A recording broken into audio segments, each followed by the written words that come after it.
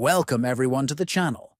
Today we are going to show you how to change your full name on the Remind app. If you have recently updated your name or simply want to correct a mistake, this video will guide you through the process clearly and quickly.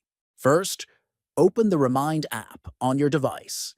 Next, look at the top left corner and click on the three-line menu icon.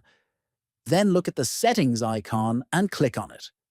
Inside the Settings menu, locate and select your account option.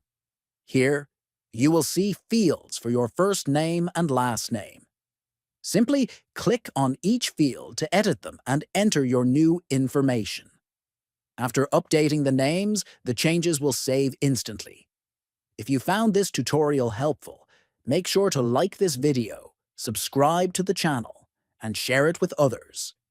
Thank you for watching and stay tuned for more useful guides.